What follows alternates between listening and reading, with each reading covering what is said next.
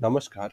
आज हम एचआरएमएस के माध्यम से असेट या लायबिलिटी डिक्लेरेशन अर्थात संपत्ति और देनदारियों की घोषणा करना लाइव करके देखेंगे।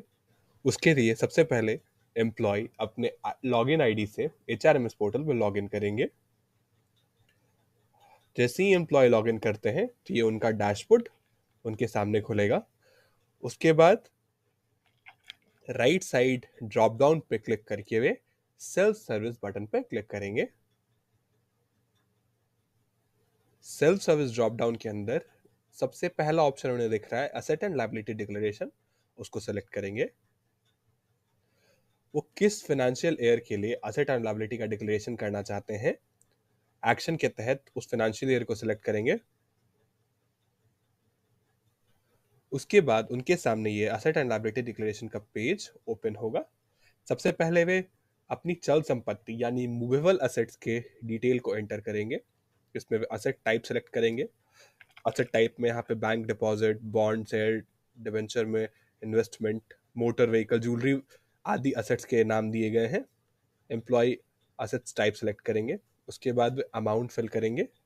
जैसे एग्जांपल के लिए बैंक डिपॉजिट उन्होंने सेलेक्ट किया है तो उनके बैंक खाते में कितनी राशि जमा है वो अमाउंट फिल करेंगे। अगर उन्होंने अपने डिपेंडेंट्स को ऐड कर रखा है तो उनके डिपेंडेंट्स की राशि ऐड करने का भी उनके पास ऑप्शन आएगा और ऐड मूवेबल असेट्स पे क्लिक करेंगे। इसी प्रकार वे और भी तरह के असेट्स ऐड कर सकते हैं। हम आगे बढ़ते हैं। अगला होगा अचल संपत्ति यानी इमूवेबल असेट्स को ऐड करने का ऑप्शन, जिसके लिए वो ऐड इमूवेबल असेट्स बटन पे क्लिक करेंगे।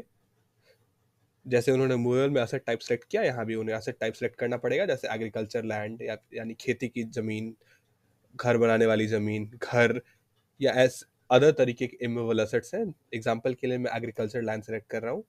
आज के समय में उसकी जो वैल्यू होगी वो एंटर करेंगे और ऐड इमूवेबल असेट्स पे क्लिक कर देंगे। कर्मचारी और भी तरह के इमूवेबल असेट्स को सिलेक्ट करके इसी प्रकार उनकी वैल्यू एंटर कर सकते हैं।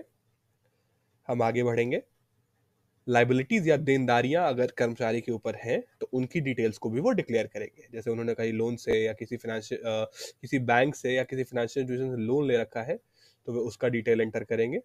इसमें सबसे पहले बैंक का नेम, एड्रेस और आज के समय में कितना लोन उनके पास उनके ऊपर है उसकी धनराशि वो भरेंगे।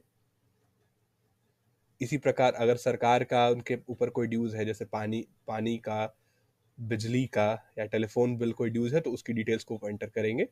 साथ ही साथ वो जो उन्होंने जो टैक्स पे किया है, इनकम टैक्स दिया है, इनकम टैक्स रिटर्न फाइल किया है, तो वो उस कितना फाइल किया है, wealth tax, sales tax, property tax कितना पे किया है, उसकी डिटेल्स को एंटर करेंगे।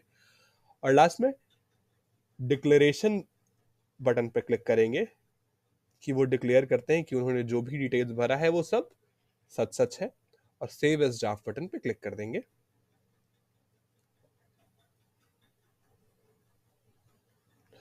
ये देख सकते हैं रेफरेंस नंबर के साथ उनके डिटेल्स सेव हो गए हैं। उसके बाद ये जो डिटेल्स हैं ये कर्मचारी पेरोल जनरेशन अप्रूवर को सेंड करेंगे, रिमार्क्स डालेंगे और सबमिट बटन पे क्लिक करेंगे। उसके बाद उनसे वेरिफिकेशन पूछेगा। सी वो यस दबाएंगे तो उनका application successfully payroll generation approver यानी डीडीओ के खाते में चला जाएगा। अब पेरोल जनरेशन अप्रूवर उसको वेरीफाई करके आगे मेकर, चेकर और अप्रूवल की प्रक्रिया को करते हुए उनके इंफॉर्मेशन को सेव कर लेंगे।